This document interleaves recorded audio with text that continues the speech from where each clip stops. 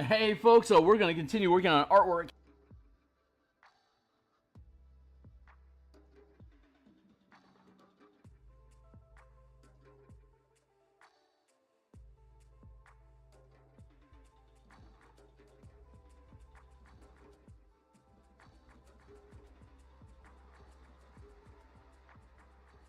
Oh, hey, it looks like my microphone was muted. I'm really glad. It looks like my microphone was muted. I'm really glad. It looks like my microphone. It looks like my microphone. All right, so hey, my name is Theurgy. I create role-playing games. I illustrate them. I publish them online. I focus my attention on Dungeons and Dragons 5th edition. I've been designing 5e content since the release of Guildmaster's Guide to Ravnica back in 2017. I thought that, see, the previous philosophies of D&D's editions was that when you create new content with new ideas, you build new mechanics to go along with it to lean into that narrative. But that's not how 5e works. That's not the design direction that they went with, because spot books are hard to make money with. So, and they wanted to unify people using the same system instead of fragmenting the audience across multiple settings and different rule sets to reinforce each of them. So everything that they build curves into the core books that they already have published, knowing that everyone's going to have the core books. They are going to, like, instead of having color magic for an MTG Magic the Gathering setting like Ravnica, they're going to carve out all of the color language and just have them be narratively 10 guilds using the normal 8 schools and spell slot system that we already know in D&D, because you already know it in D&D. It makes it easy for you to play. But I was hoping for color mana. And since they didn't provide it, I created it. And that's what got me started into running 5e game, or building 5e content. So currently we are creating an adventure called Crystals of Mabar. It's in the Eberron setting, my favorite setting. And let me drop this down here. So this is the 190, I just posted that I'm live on Twitter. So if you're on Twitter X, you can follow me there if you're interested, at Theurgy. Like, subscribe, hit the bell icon to get notifications when I'm live in the future. And here is a full playlist link. Here is my Twitter feed I just showed you. You can follow me on Patreon. I occasionally post articles there and do polls. And also on the Patreon in the About section, there's a link to my Discord community. You are welcome to hang out. Here's some of the other books I created, including the Color Mana system. I had the spell Point Warlocks, which is a pay what you want that is about to go gold. So if people spend at least 50 cents on it, it counts credit towards gaining medals, and it's pay what you want as gold is rare. So I'm really proud of that. It'll get there, especially when we update it for the new edition. Pacts and patrons, Theurgy. This Crystals of Mabar adventure will be included with that eventually. So we created this book cover back around episode 40. And if you pick up the adventure and you read it, you'll know that all of these different elements in here are present in the adventure as narrative, parts of the narrative. So you'll be able to recognize that. So Easter eggs for folks. But right now we're creating creature tokens. Rawr. So I'm going to just continue on with what we were doing, which is highlights right now. And honestly, I think I'm okay with those highlights. So I'm going to be bold and merge all this. You know what? No, I'm not ready to do that yet. Hold on. Nerp. I need to go into here and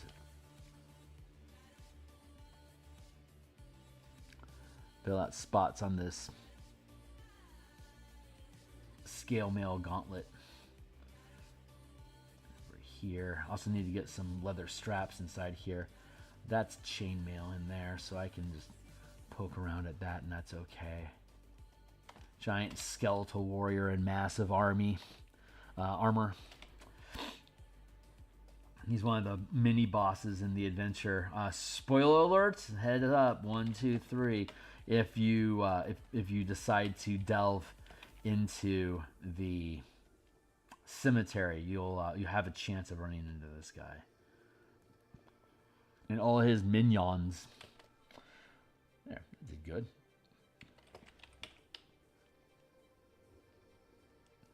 Fine, like that, and like that. Beep, beep, beep, beep. So I got a timer going. We'll be here for, what time is it? It's 8:20. I'll probably be here for an hour and a half, maybe. Probably less, honestly. I'm really trying to drill through this spelljammer book that I'm assembling the pages for right now. So currently I'm going through the table of contents and making sure that the actual table is corresponding with the language inside of the document. Like, go to the ships and weapons section of the book. Well, there's no ships and weapons section of the book. What section did I actually mean? And I got to go back through and cross-reference that. And then after all the cross-referencing is done, we hyperlink it so that you can actually click on that see more blank at, and then it becomes a bookmark on the side rail. So right now I'm going through the process of assessing how much, how deep into the subheadings do I get in the table of contents, and I'm thinking only like only 3 layers deep. I have 28 font, 24 font, 20 font, 16 font, 14 font, 12 font. And then I have 12 font, that's all in Merriweather. Then I have 12 font Robotico for a shifting in gears as a subsection of the 12 font Merriweather.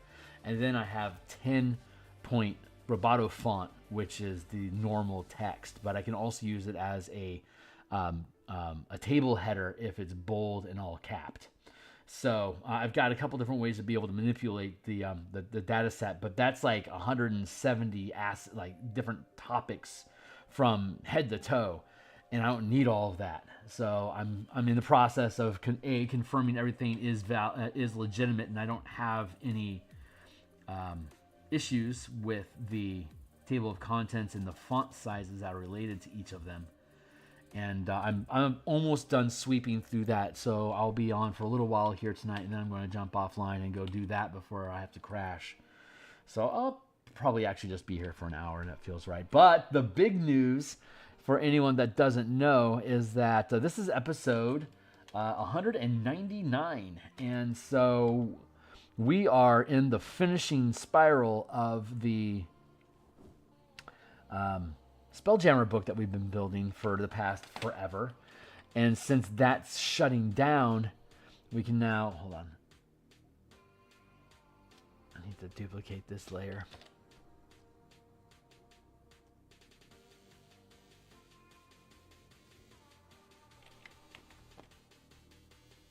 There, good. Meet up black and white.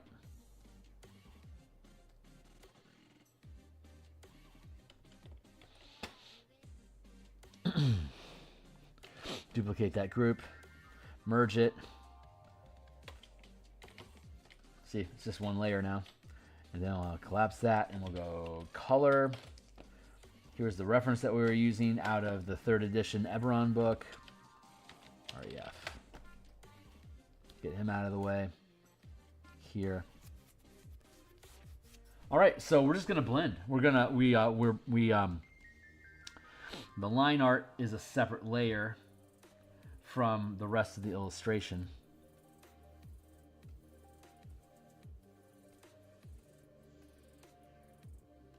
See, it peels apart.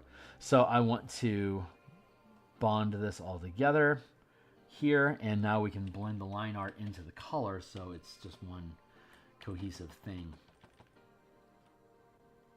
I don't have to do it a lot, but it's a fun place for me to dive into for a little while I talk about what I got going on, which is what I want to do. So here we go.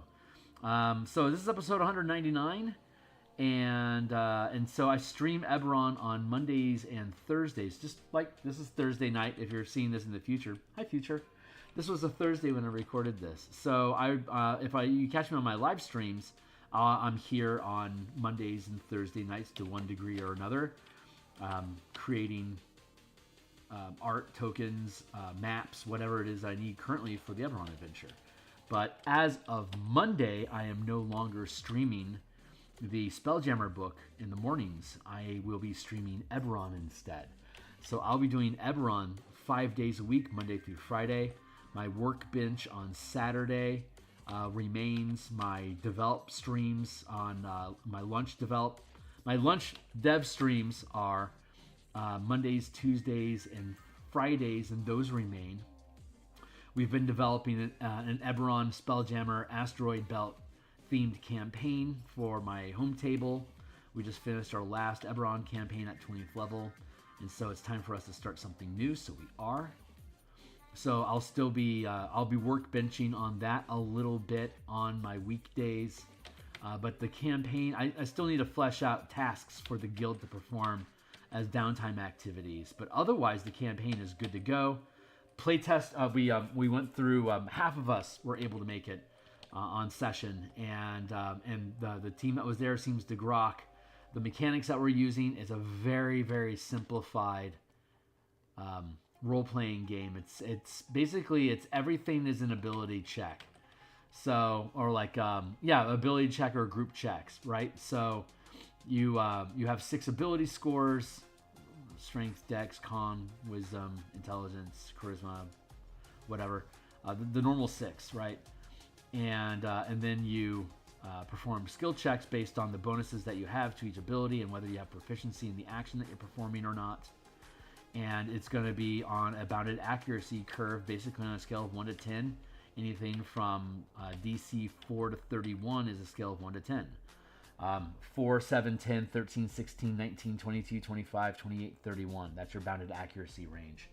If you roll a natural 1, that's a difficulty score of 0. It's like you failed.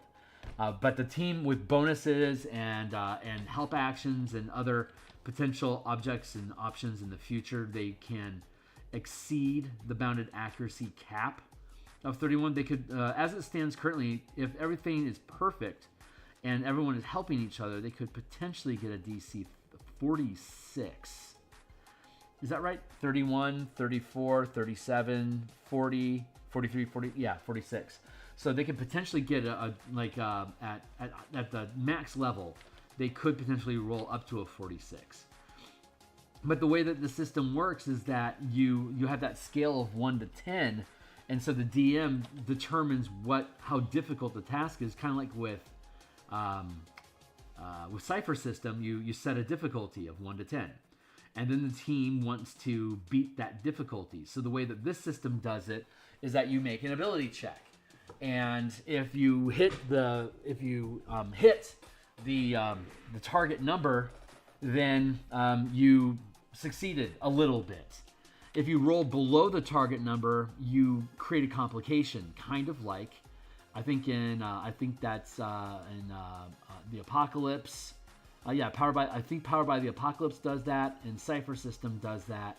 And I always liked that system, but my old table wasn't nearly as keen to it, and so I'm exploring it in this ability check format instead of being Cypher System, actually using like general 5e mechanics to perform this idea, so it feels kind of like D&D. But the way that you measure success and failure is in comparison to the difficulty score, the DC.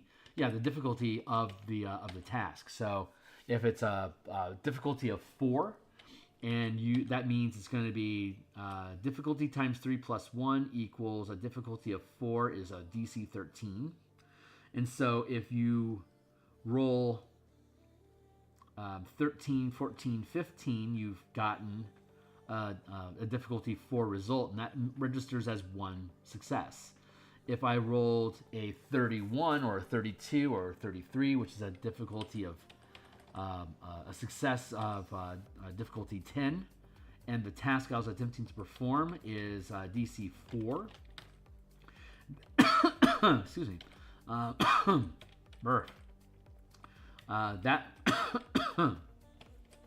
is going on? Thank you.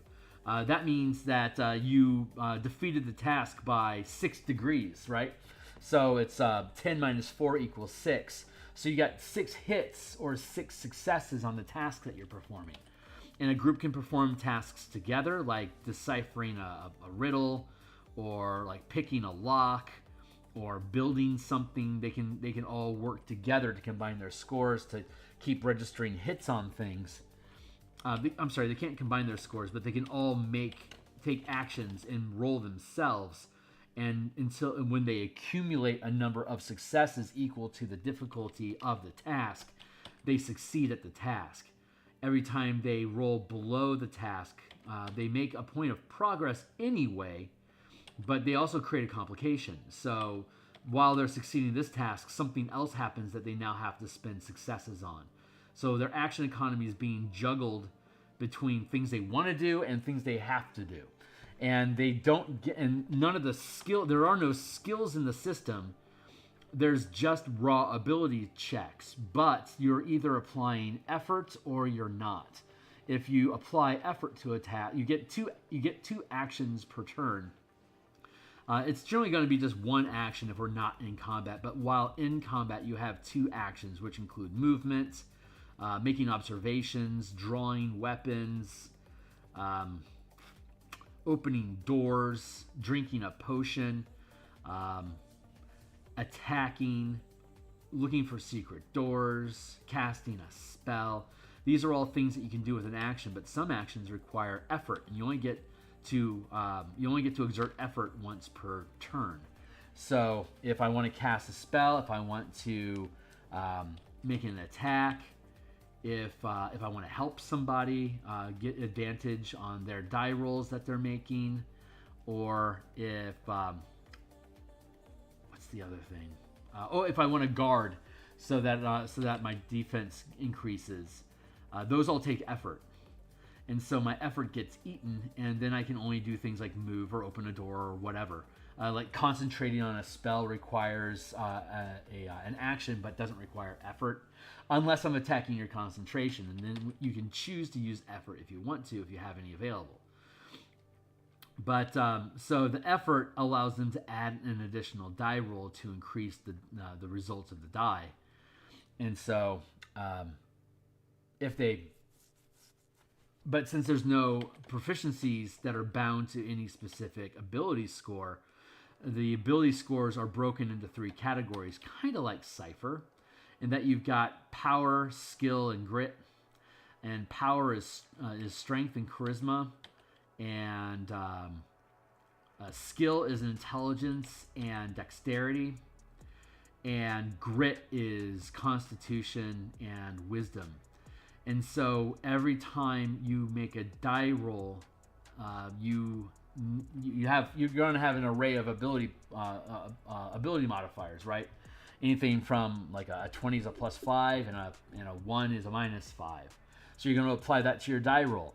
And since there are no proficiencies that are bound to specific skills, the way that the game works is that when you use one of these three facets, like if I use strength to open a door, I'll then make an ability check using my strength modifier.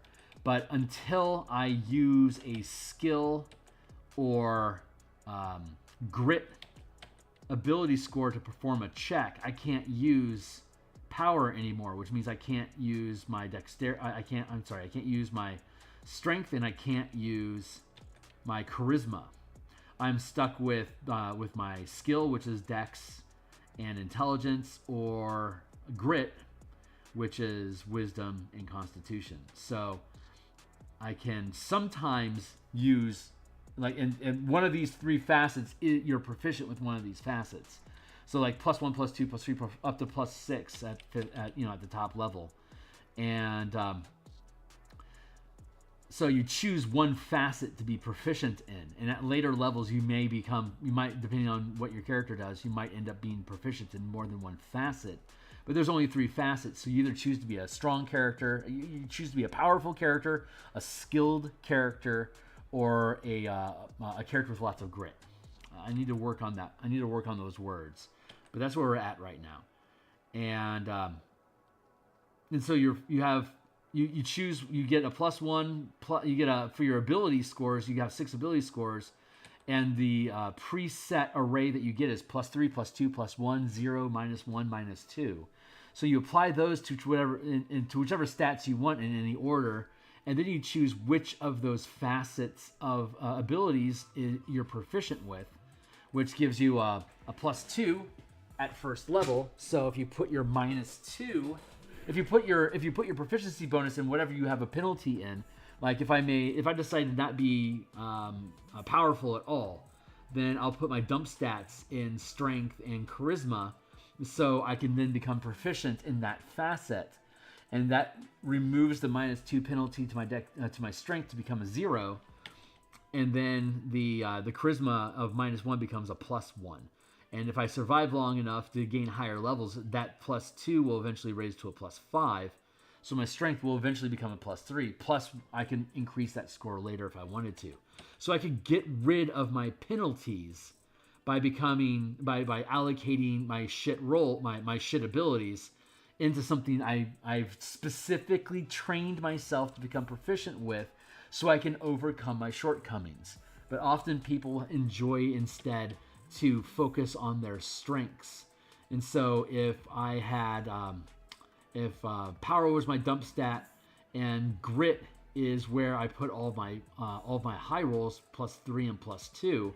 If instead I was proficient in grit, then I'd be making a +5 on Constitution rolls, and I'd be making a +4 on my Wisdom checks, but I'd be at a -2 on my Strength because I took my proficiency and put it where I was strongest. So you can change the success ratio of your character's different options, but you have to use all of them.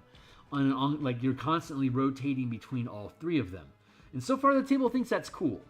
So there's a lot more to it, but that's the core. That's the core of it. They're sometimes rolling well, sometimes they're rolling like shit, and if they succeed at a task, they have X amount of successes that they need before they all get killed, basically. And every time they don't hit the number they want, they'll get a point of progress anyway. But the new difficulty that they have to face now is equal to how far off they missed the result. So if it's a difficulty 5, and they only succeeded with a difficulty task of 1, then they just created a 4 difficulty. They just created a complication with a difficulty of 4 that they now also have to resolve.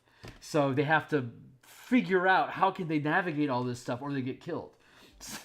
So that's the game system, and things just get worse and worse and worse, but they're always making progress forward with every task.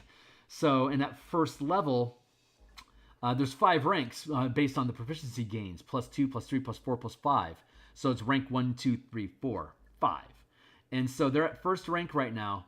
And so I'm not throwing anything I'm not throwing anything higher than difficulty. Like 5 is for a boss fight, right? But for the most part, it's going to be 3 and 4, maybe a 2. 3, 4, and 5 is where I expect to be. And so that means like on a difficulty of 5, and if they're performing better than I thought they could, then I can just ratchet it up a degree of difficulty.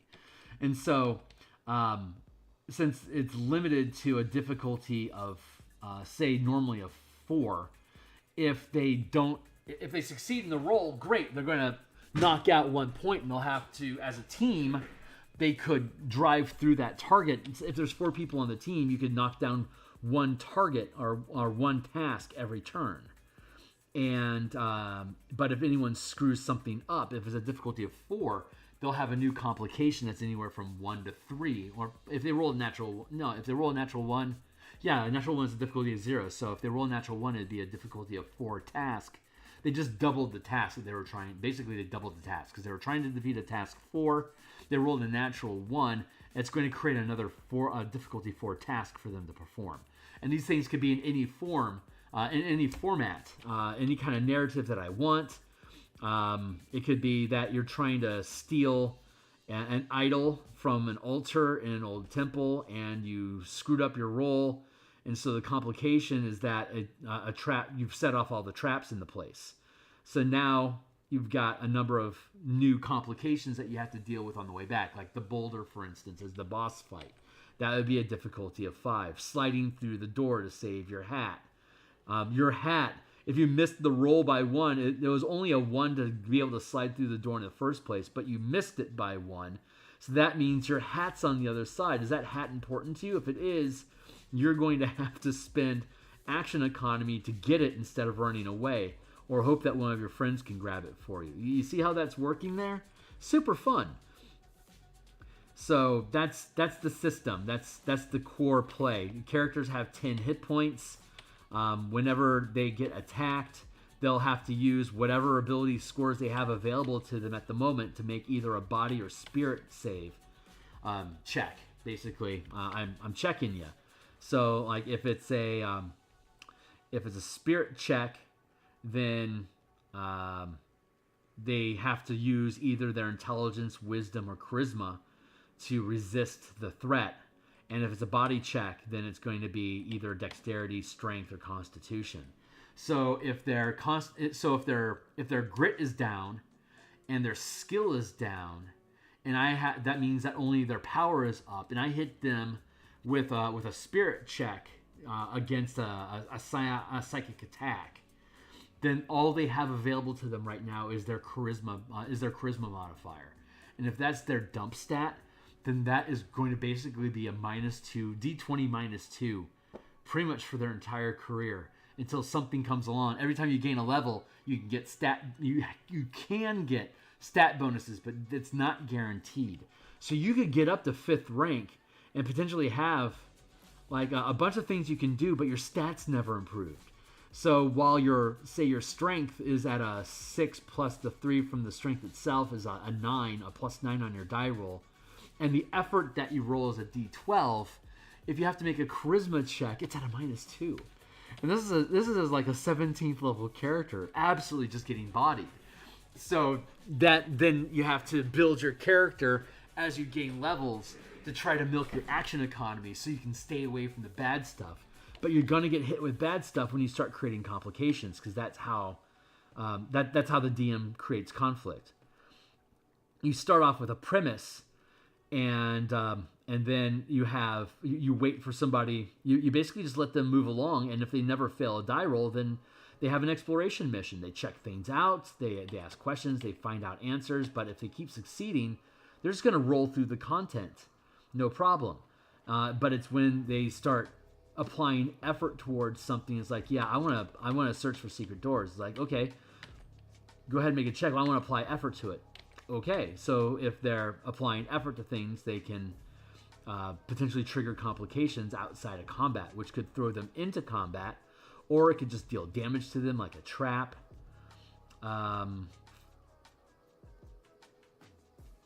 Damage, or it creates a new objective that they have to resolve. Like, yeah, we found this. Okay, great, you found a secret door. Like it only takes a result of 1. How do I want to word this? There's only 1 secret door, but its difficulty to find it is a 7, for instance.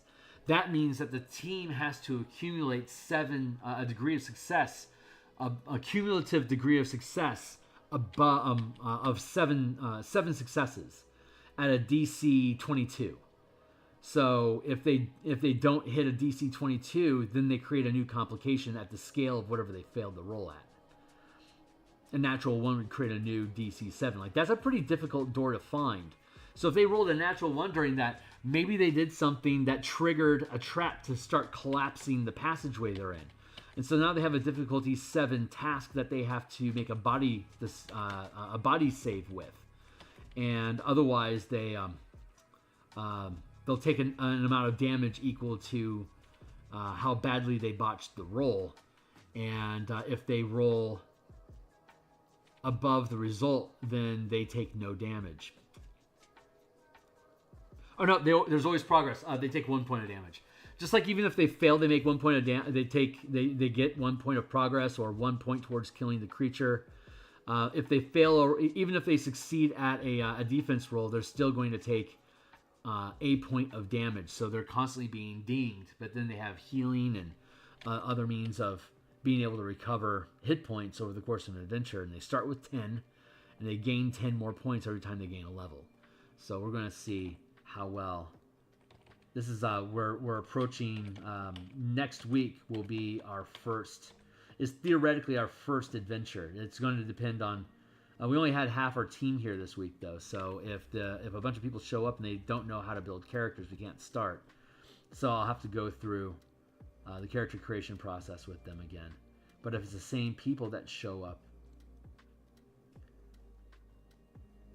then we can do our first dungeon delve and start throwing dice around and see if it works or not. It could turn into just like an utter shit show. But we're going to find out. The math works. The math works. That's basically where I'm going to leave that statement.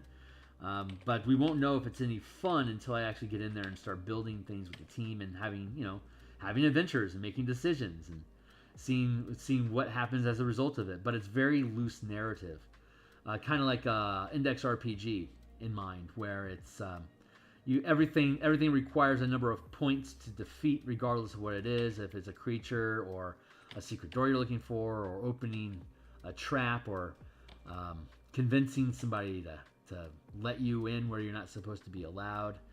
These are all things that you have a progress. It's kind of like a clock. It's just a progress meter that you're dealing damage to the target with whatever effort it is that you're applying to the task. You see how that works?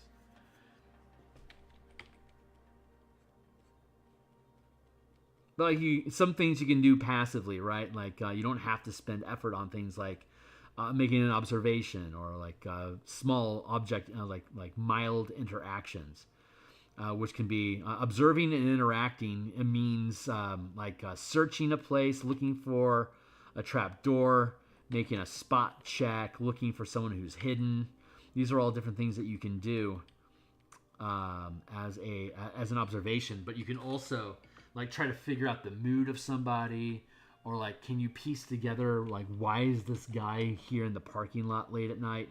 So you can explore conjecture and try to intuit ideas about what's going on. And so that's observations. And then interactions is opening a door, pulling a potion out of your backpack, drawing a weapon, searching a drawer, picking a lock. But it's also engaging somebody in conversation or attempting to intimidate them. It could also be giving a speech to a crowd or distracting somebody. So if you can imagine how you would be interacting with this thing, then it's an interaction check. If you can imagine how you would be observing this thing or this location, person, places, or things, right? So you're either observing persons, places, or things, or you're interacting with them. That's basically the only two way things go. Attacking is technically an interaction. You're interacting with the thing that you want to destroy. But attacks, if you're attempting to destroy something or whatever, you're making an attack, it always requires effort. So you can only make one attack per turn. And outside of combat, ideally, and I haven't quite sussed this out or seen if it just naturally emerges in gameplay or not, but the idea is that outside of combat, you're always using effort. Because if I'm asking, what are you doing? What are you doing? If I have everyone tell me what they're doing, they're basically running around. So they can, like, I want to explore this wall, and they can go 50 feet down the way because they can use their passive move action to traverse the wall while they're doing an observation to see if there's anything that stands out to them that might seem to be a secret door, for instance, in this circumstance. So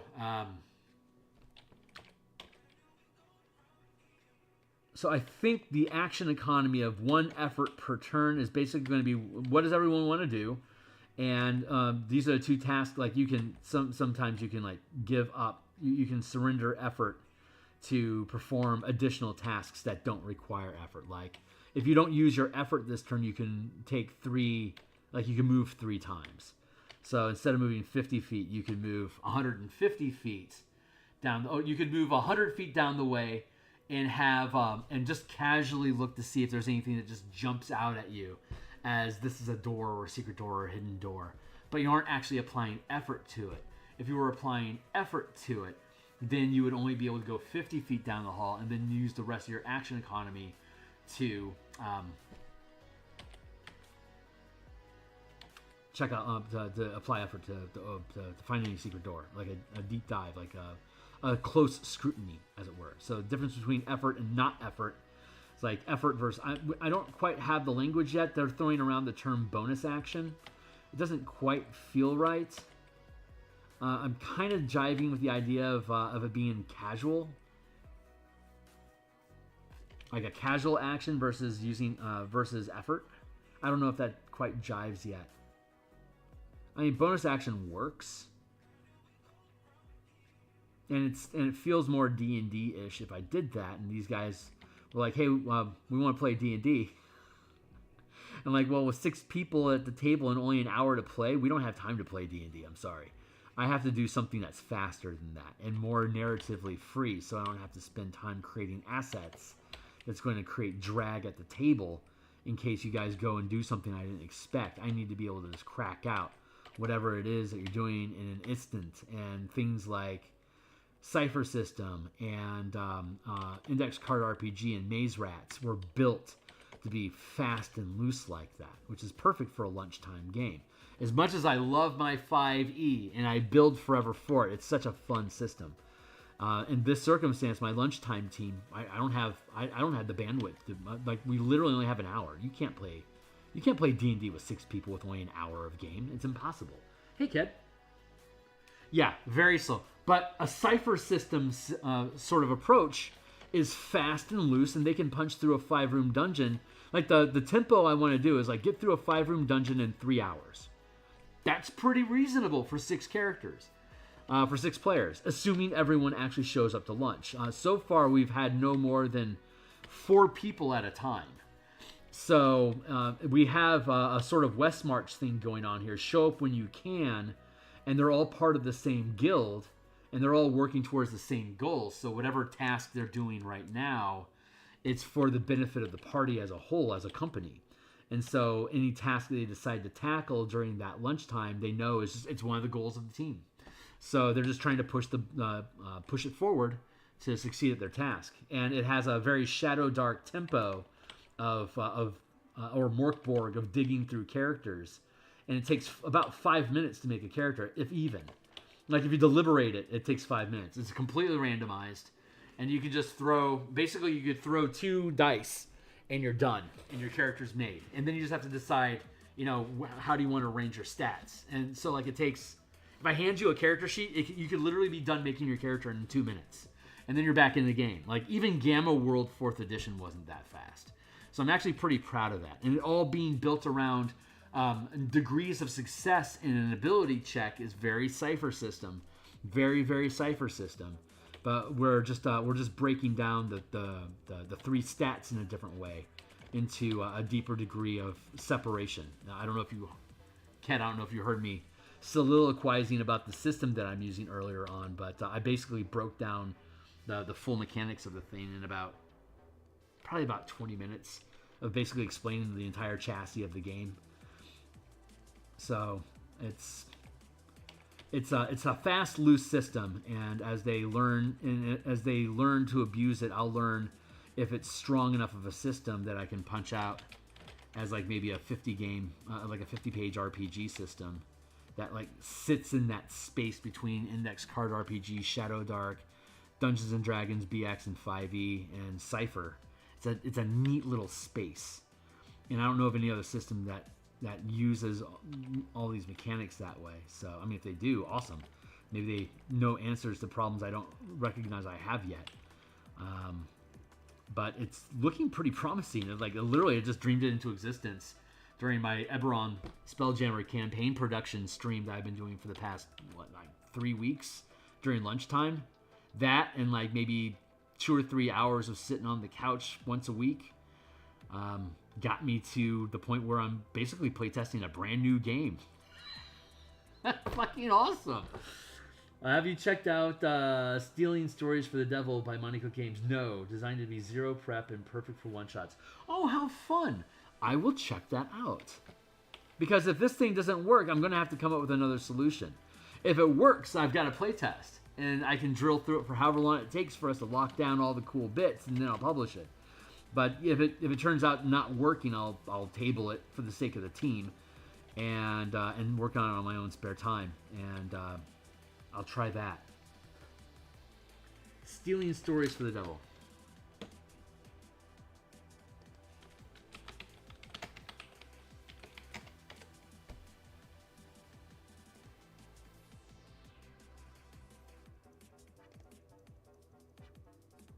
Okay. I'll check it out. Thanks.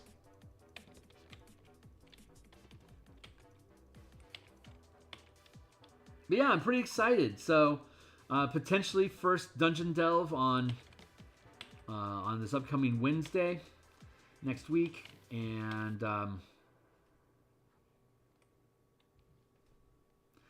excited. I'm legitimately excited. It's using the guild system that I had been developing prior to the Spelljammer book. And so there's a bunch of I still have to flesh out, like I fleshed out all the asteroid mining stuff. Like that's a pretty tight random generation system. I'm very happy with it, and I still need to flesh out the different types of right now. I'm just using maze rats to just imagine up monsters, hazards, encounters, and basically ciphers, one-shot magic items.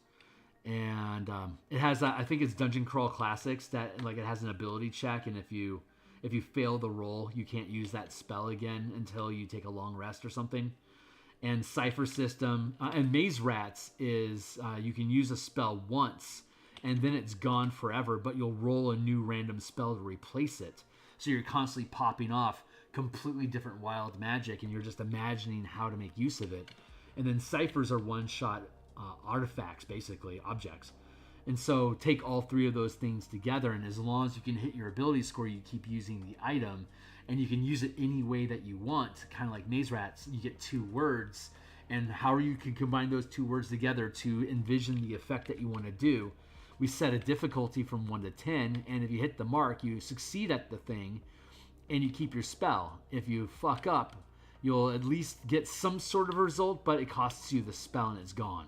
Or the artifact that you get. If you botch it, it becomes inert. And so you're going to be firing through ciphers. And from when I played Eberron as a cipher system back before I started playing 5e, I got really good at creating cipher magic items. I did a lot of druid stuff, so there was all like they got into the habit of like what kind of moss or what kind of plants are in the area that they could extract, and then during their downtime, they could roll a random like chemical cipher that they could either eat, rub into their eye, rub into their ear, or smoke, or build fabric out of, or other ways that they could use it. So they were constantly foraging the environment to pick up ciphers, which is super fucking fun. So I got into a pretty good habit of being able to just make up ciphers on the fly. And now that I have Maze Rats, I don't even have to imagine the effect. I just have them roll dice. It's like roll dice. There you go. And there's 4 different types of rolls. There's combat items, there's diplomacy items, there's delving items, and there's espionage items. And they have different lists of forms and effects that the spell effect does. So if it plays well, I'll start farming it out to other people to mess around with, and have like a legitimate shot at a Kickstarter idea. So I'm pretty excited about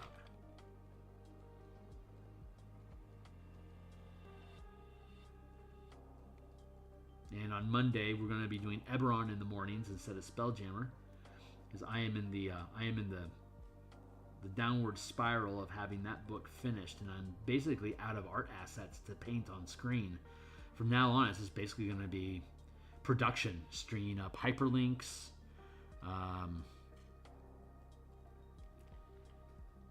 Yeah, it could be neat. We'll see.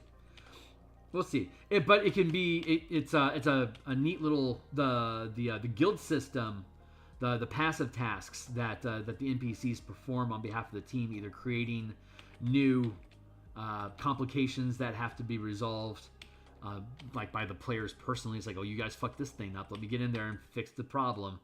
Well, we're negotiating terrorists now. How the hell they get hostages in the first place? Carl. What happened, Carl? We sent you on a mission. You botched it, son. That kind of crap. So that's yeah. But that system's is just D&D. It's just pure D&D. So you can actually bridge. You can use the guilds and kingdom system that I have inside of here with your 5e or any D20 game basically. And then if you want to change up your character's action economy, you can use this thing, or just if you want to slow down the tempo, you can go with standard 5e or any other D20 game that you play. Basically, Mutants and Masterminds works with that. Pretty excited about just stupiding into this.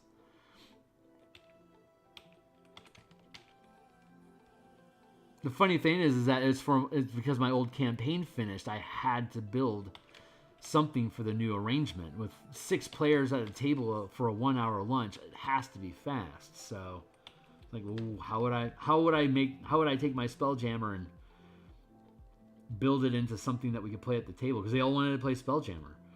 So I made up this thing. It's pretty fucking cool so far.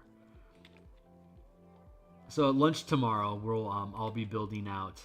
I finished the asteroid system stuff. So like when asteroid, like we know how asteroids float into orbit for them to deal with, and what's fair game for them to go after and what isn't. How long will it take for them to process it? How much wealth can they extract from it? Well, we have all that figured out with a one ability check. So that's pretty exciting. And but there's also, like, we have to figure out espionage, like heist missions. How are they going to break down the tasks of a heist mission inside of this ability score thing? And I know how to do it. I've just never written it down or properly fleshed it out. But I've played with the idea. I've talked about it on stream a few times before. Also, using a resource pool like mana or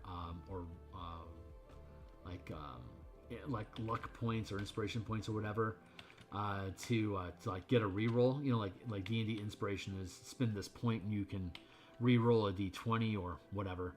And in this, it's your characters are mining resources from an asteroid, and the resource is a nebulous currency that can be spent to acquire stuff, but it can also be done to buy influence and information that you can retroactively purchase. So if you keep a pile of resources and you hype up your guild's espionage, you can tap it to provide you with, like Blades in the Dark or the Leverage role-playing game. You do the flashback about how, like, who in your organization equipped you with the information that you needed to overcome this problem right now that's allowing you to do a reroll on your die. You spend a point of resource to do that. And a low rank guild isn't going to be able to pull a lot of resources. Like they can pull 4 resources every 10 days right now, and 10 days is the duration of a mission. So they could easily, if they just make 4 rerolls, they just burnt their entire budget for the last 10 days. Like, they have nothing to walk away with for their mine, their mining operation, because they spent it all on influence to get information that becomes helpful during the heist that they knew they had to perform. But as they gain ranks and increase their mining capability, they could easily pull in 30 or 40 points every 10 days. The duration of an adventure, they would have a shit ton of points that they could end up spending, which is great because they're going to be running across DCs of like 25, 28, and 31, and sometimes they have a dump stat that's never going to hit that number. So they have to be able to buy into getting like they can spend a point to ignore a complication. So they can either hit the number or they can ignore the complication and take the failure, depending on what they're willing to do. So then I might have to fuck with that balance a little bit, but that's kind of where I'm at with it right now, and that would be most applicable to a heist adventure that they decide to run, or build espionage specialists to do it for them, and then role play that team as a secondary, like as a one-off hired mercenary team, that if they all got killed, then you zoom out to the characters, that the players in charge of the guild getting a report that Alpha Squad apparently got terminated, and will know not to continue business with Bart the One-Handed when it comes to acquiring talent for different operations in the future. So you lose the squad, you burn a bridge, and now you have a complication that you have to worry about, that your team has to go in. Carl, we have hostages. What did you do? So that's kind of how that works. But they can also like acquire a new mining team or additional fighter ships to defend their territories, or they could build an embassy, depending on how they decide to invest their resources. They could sell off land that they had previously acquired, but are finding they don't have enough resources to actually be able to mine it consistently. So it just becomes territory that they have to invest in patrolling and protecting without any real financial gain to it. So they could sell it off and potentially use that resource to build a new relationship with whomever it is they sold it to. That's all. That could all be resolved with a single die roll, just as a simple diplomacy interaction check. So it's kind of cool. Hey Tyler, it's good to see you, my guy. So if that plays out well, and if my home table likes it, I'll start building. I'll make it a Kickstarter project, and I'll start building out all the mechanics formally here and bring in playtesters for people that want to fuck around, and I'll just make that my. I want to have a playtest table that I'm always running. Now that the Spelljammer book is finishing, I'm trying to back off my the amount of books that I'm working on at the same time. Good luck to that. But regardless, I want to back that off a little bit so I always have like 3 hours somewhere in the week that I can run a playtest table of whatever it is that I'm testing right now. It won't matter. It's just I want to keep that going. I've got my home table, which are coworkers, which I play for 1 hour a week, but then I want like a real game. I'm actually a player in a Curse of Strahd game that one of my old D&D friends from 3rd edition recruited me into playing, and we're now 4th level characters in Curse of Strahd. I'm playing a divine sorcerer. Our entire team are all worshippers of Selûne, Forgotten Realms, of course. So the Moon Priestess Selûne, and the Druid is a Moon Druid. I'm a divine sorcerer. The Ranger, I believe, he's multi-classing into Cleric, and we have a Paladin. So the entire team are Selûne worshippers. We're all related to each other. We all have the same mother, but different dads. So some of us are elves, some of us are humans. Some of us are half elves, and some of us are humans. And she was a human, and so she had the Druid has a backstory of links with an elven community where she got made as a half elf by our missing mother, and we keep trying to get some sort of confirmation from our DM whether or not she's trying to hook up with Strahd or not, because we think she's on the hunt for a new child, and and we want to keep track of the other kids that are being born into the world, just so we have tabs on what's going on. So it's been a fun adventure. But I want to get my own table. I want to have a permanent table that maybe like on, I don't know, maybe on Monday or possibly Thursday. It'd have to either be Monday, Thursday, or Saturday morning. And if it's Saturday morning, it would at most be 3 hours, including yucking it up and bullshit. So I'm not 100% on board with Saturday. And Thursdays are kind of rough, so I'm thinking it's probably going to end up being on Mondays. And I've got the martial powers system that I want to get up and running, and I'll be able to do that as soon as this, as soon as I get the Spelljammer campaign to a point where it's self-regulating, which should be in about probably 2 weeks. That'll be the end of February, so I'll get back onto creating the hex crawl. That's maybe like 3 weeks away. I didn't anticipate the Spelljammer campaign eating up so much of my time, but it kind of grew into this thing. So I had to give it the time that it wanted. So that means it'll probably be late March before I actually start running the martial power playtests in the Magic the Gathering land hex crawl system that I had been developing. But that basically just needs creatures, enchantments, and hazards for each land type, and that's going to require me burning basically some couch time, thumbing through my phone looking for different ideas for me to jot down. So luckily on the weekends I do a lot of couch time with the gal, and you know, we order food and watch TV shows that we only kind of pay attention to, and fall asleep on each other, and all sorts of fun, cute stuff.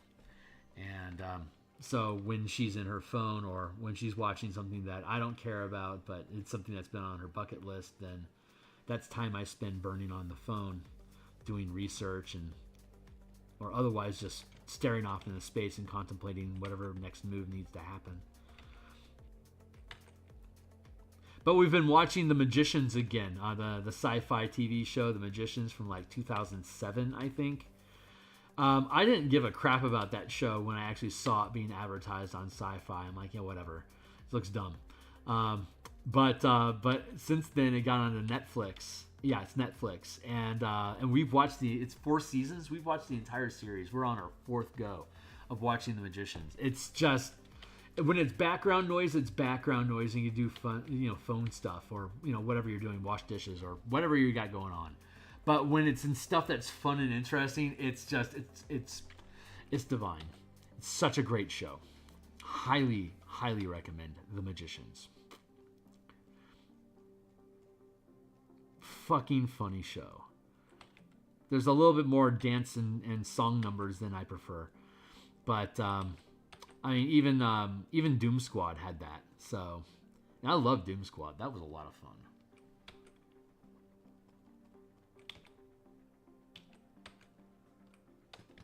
Tyler, how's the construction coming along?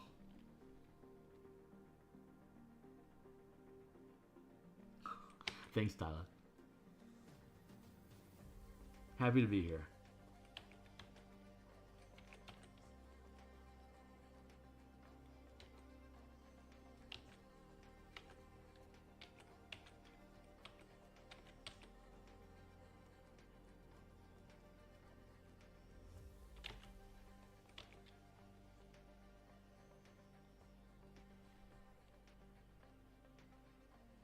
I don't feel like that makes sense.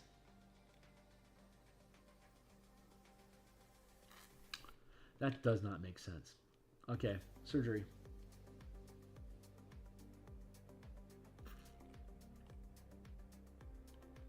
I gotta say, one thing I do love about this level of separation that I have in this pixel art is how easy it is to extract objects and replace them, and then work them into the piece differently than they are currently.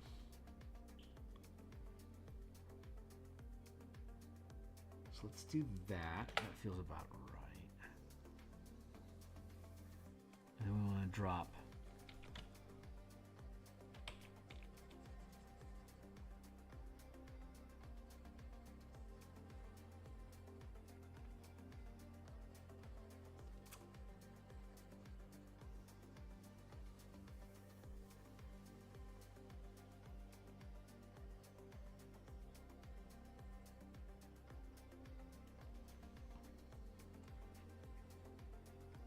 Here, and now we paint over all of it.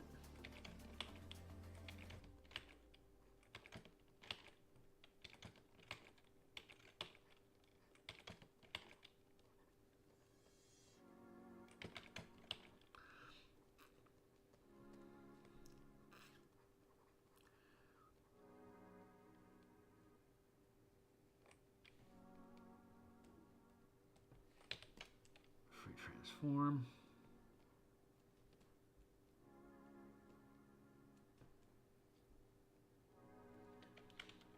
There. Now it's on the outside, and we're good. Now all I gotta do is just fill in the details there, which is super fucking easy. God, I fucking love art, man. This is problem solved. Granted, I created the problem for myself, but I think it was Trent Kaneda. He's an artist that I admire. He did a lot of the early days WoW, World of Warcraft design work, like concept work. Yeah, I respect him a lot as an artist, and he described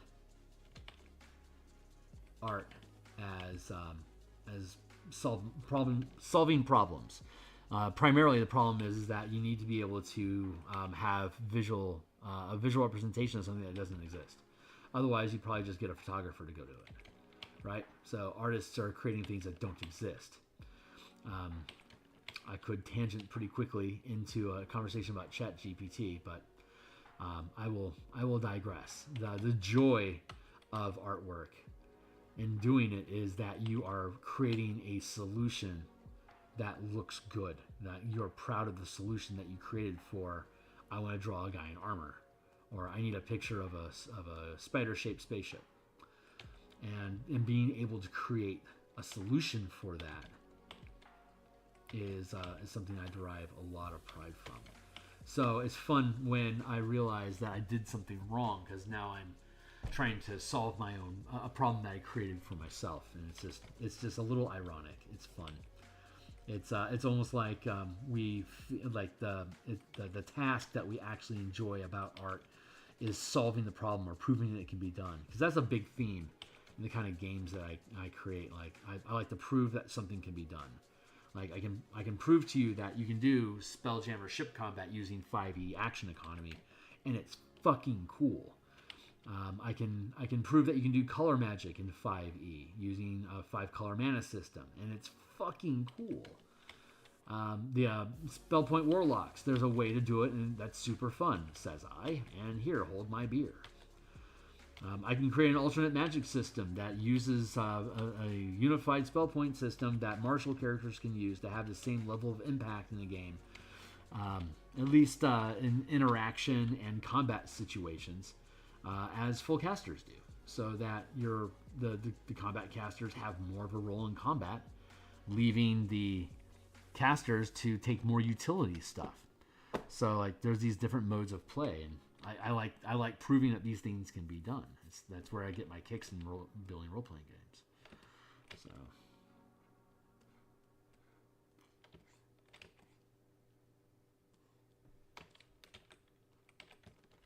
oh yeah, it got fuzzy because I had to rotate it, because we're dealing at such a micro level here, with such a low. This is a 300 pixel square.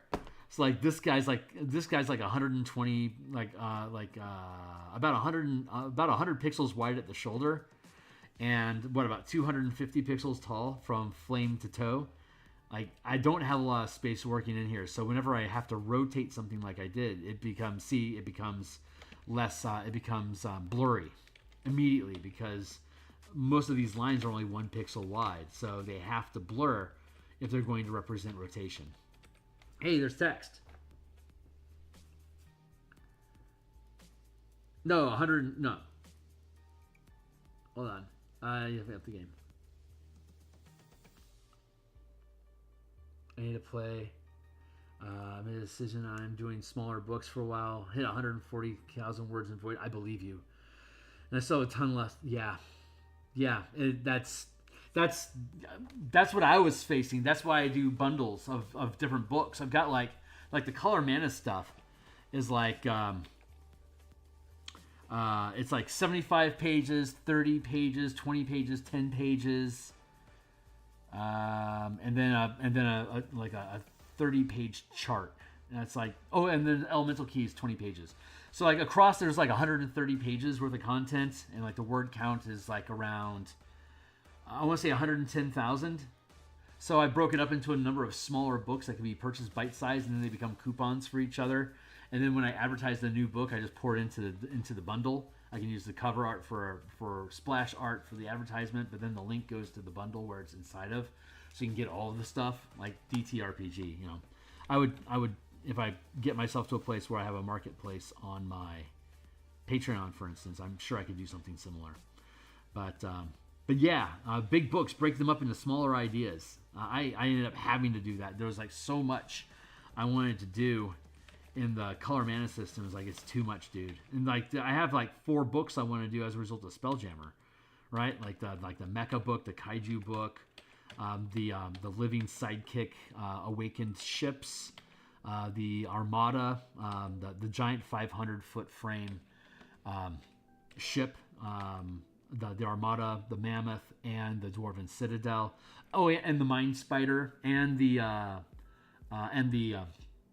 Dreadnought, the Illithid Dreadnought. So that's 5 different ships, the 500 foot, like a 500 foot footprint, like a 500 foot Borg cube worth of structure that I get to build out as a ship, and then build a fleet around it with carriers and like dive vessels and stuff like that. Like fleet-sized carrier ships is one of the other projects I want to do. And then when Martial Powers publishes, I want to make a pilot powers and like commander powers, so that you can use the power system specifically with the spelljammer mechanics I developed. So that's all that shit's going to curve into each other, and then now you're starting to mesh martial powers with elemental key, so you can use that. I think Cypher system or Cypher-esque systems kind of lend themselves to that as well. Kind of like how all OSR books can kind of fold into each other. I love that. I absolutely love that. Considering Voidhome is an entire rule set and a detailed campaign set, I don't think. Yeah. God's Appalachia was like 200. Wow.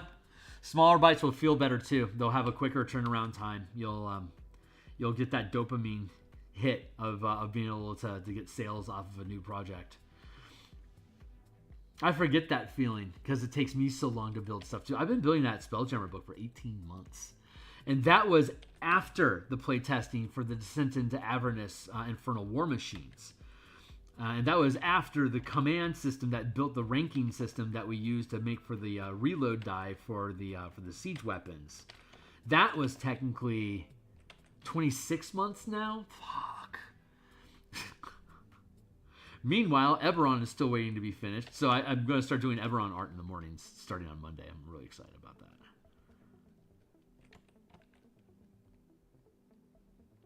Because Eberron, the Eberron project's still in that ultra light. I can yammer about stuff all day while I push Pixel's phase of making the book. So it's the problem that we've been having, I think, with the morning stream is that I'm getting down to these nitty gritties, and it's becoming more production work than artwork. So it has, I think, limited entertainment value.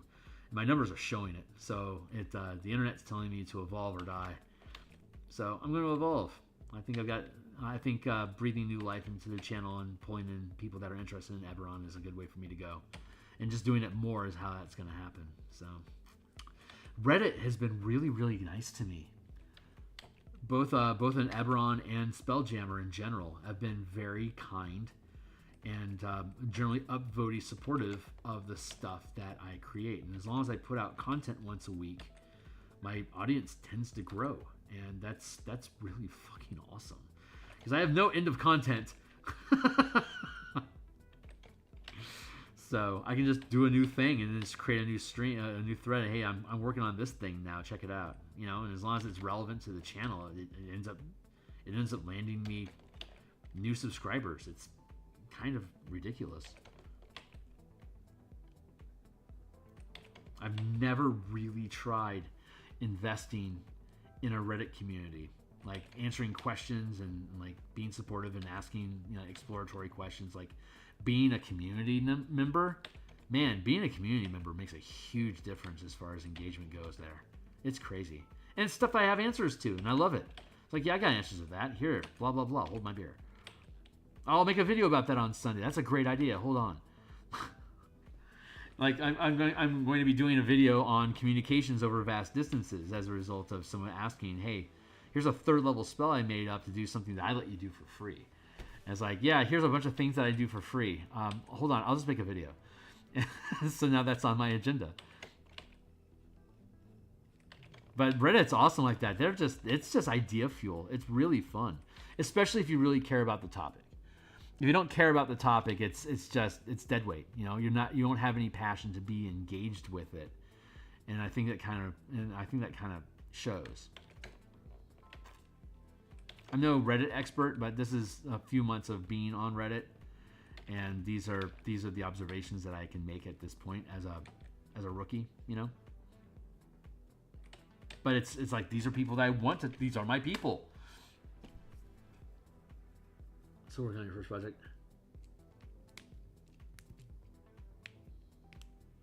Wandering closely within CG. Although I have worked closely with MCG on stuff, which was definitely right on. Kid, you're awesome, dude.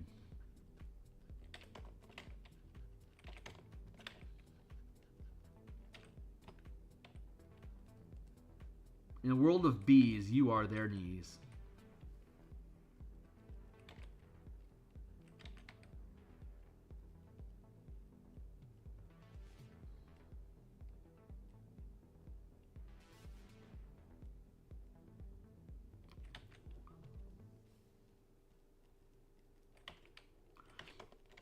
All this mecha gutso stuff. I don't know what the hell's going on with this guy, but I like the texture of it. I like the look of it. It feels like encrusted, mummified organs that have bonded with the metal of the armor. That's the kind of vibe I get off of that, and I don't really want to dive into the specifics too much. I feel like it would, as Bjork would say, break the spell. You know, if you don't know, oh my god, if you don't know Bjork debut is such a fucking great album.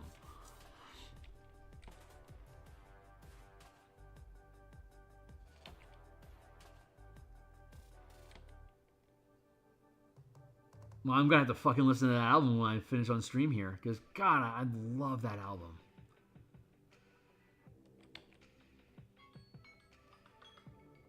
Where are we at? Oh, it's 9:30. Shit. Well, speak of the devil. That's my time. I'm pretty happy with this. I could do a little bit more work along the blade here, but I've got jams to spell, so I need to get back to work on the table of content and all the hyperlinking. What a fucking pain in the ass.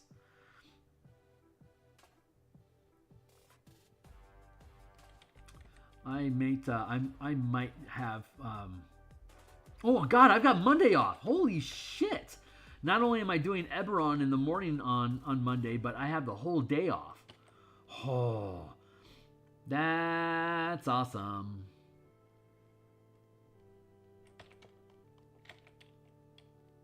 I totally forgot about that. Excited! That will be a high production day for me. I can basically work like all Frelling day. I just said Frelling because I'm watching Farscape on YouTube. Shoutcast has a YouTube channel set up that just plays nothing but Farscape, just like from beginning to end, start over. I love Farscape. God, I love Farscape. So that was awesome to find.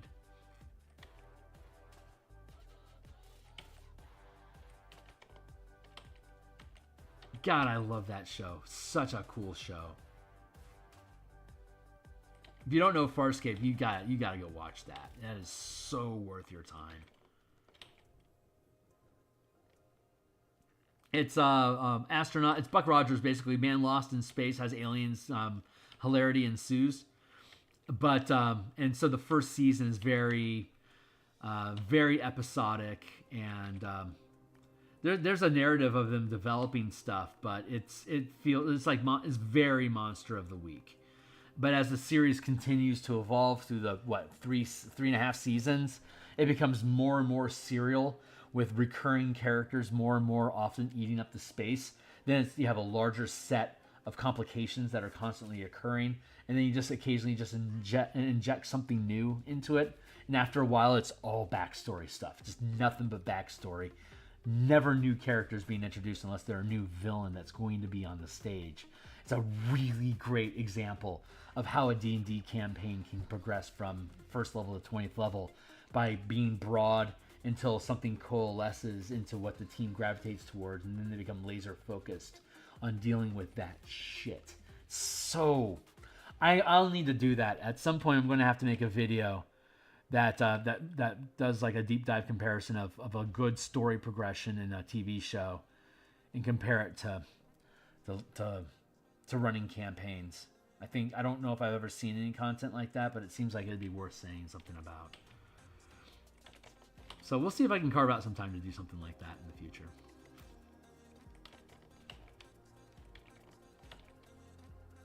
I gotta go, but this guy needs a thumb. Muse tells me give him a thumb. I'm like, okay, baby, I'm gonna give him a thumb.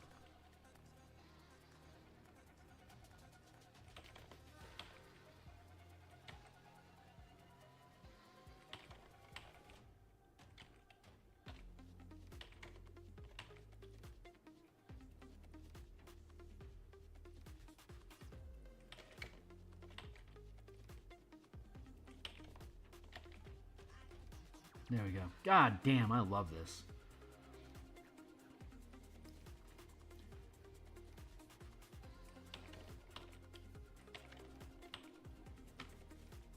I love the low poly style of these tokens too. It feels kind of I can't get too serious with it, you know, because it doesn't have enough pixels for me to do like serious business. But but there's enough space to have good detail, like to have fun detail and like filigree and shit like this, right? And I can do I can basically do any effect that I want, but it's gonna be low poly. I kind of like that. Trying to find a style that I like working in that's faster for me to produce. And I know the answer is supposed to be line art and sketches, Kearney. It's just because I'm really fucking good at line art and sketches. But I keep wanting to do color because I can do color, and I'm not supposed to be able to do color, so I want to brag about it while I still have the opportunity. This game is going to end for me someday, and I don't know if anyone else is ever going to do it. So I kind of got to lean into this shit for as long as I can, until someone else comes along and picks up the mantle for me. Seeking blind artists, supply within.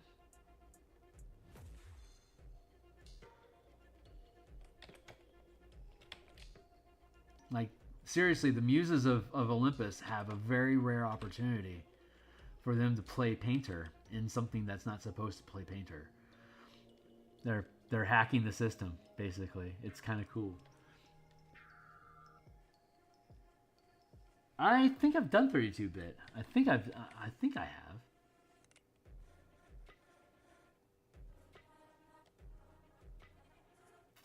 Like Terraria, for instance. If I did Terraria art, that'd probably be pretty fucking cool.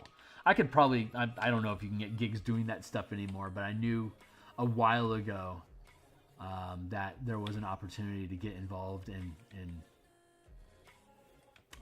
bit art. But most of a lot of the work is like create 30 different types of cherries that are going to go into a digital slot machine for online gambling. That's like 70% of the market for bit art, and it's soulless. It's 100% soulless work. So you basically have to build your own NES game to get into that, or find someone who's willing to hire you for decent money. But if you build it yourself, just like with this stuff, all you really gotta do is hit once well, and then you have an opportunity to keep building stuff. It doesn't mean like you don't. It's not like one and you're done. Never with RPGs. But if you hit something, if you hit the mark really well and it's popular, and it gets notoriety, then you have the opportunity to build momentum and clout for yourself. That can build into new opportunities for you to pursue. You can build a business out of it, basically. If you keep punching out bangers. So if you get to a point where you know how to make good stuff, and that takes time, you can train yourself to learn how to create content that people care about, and then you get good at making it. But the thing is that while you learn how to make stuff that people like, you learn how to make that stuff good, because you being skilled at the craft is part of what eventually gets people interested in you in the first place. It's cool that they don't give a crap about you when you don't have a style and you don't have a voice and you don't have like a pattern or a look. You're still figuring that stuff out. You want to get ignored. You don't want to be remembered for that fucking thing. So it's the way it's supposed to be. By the time you get recognized and get the rewards that you deserve for the amount of effort that you've invested into it, you're capable of creating things that are worth reward. It's amazing how the system works like that. It's honestly it's elegant and it's beautiful, and it's just, I love it. Anyway, let me make sure I'm caught up. Old school, man. It's coming back in waves. Again, maybe it could. Okay.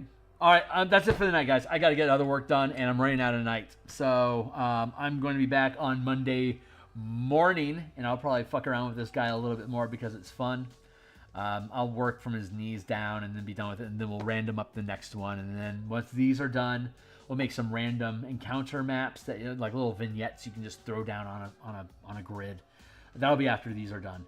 And then after those last maps are done, there's like 4 of them I have to make, like 40, like maybe like 20 by 20 spaces, like 20 foot, like 20 square grids, like just little tear out pieces that you can just throw onto the board and put some monsters on it.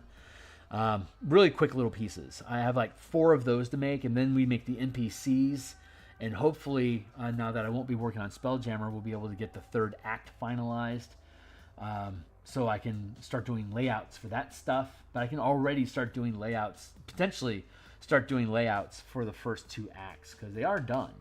It's just the 3rd act isn't done yet, and I had the Spelljammer thing going on. I was using that 3rd act as an excuse for Spelljammer, and that window is closing. So reality in my world is about to go through a heavy shift, and I think everything about my life right now is asking for a nice reframing for me to move forward with whatever is next. So the timing couldn't be more perfect. So I'm yammering. I'm out of here, guys. I will be back tomorrow morning to continue the Warbird token that we were creating to replace the flitter that we had made by mistake. Derp. And we'll get after that. And then I'll be back at lunch tomorrow for more Eberron mining belt production. And then Saturday lunch, workbench. Not sure what I'm going to do. We'll find out. Anyway, I'll see you guys later. Thanks for being here, guys.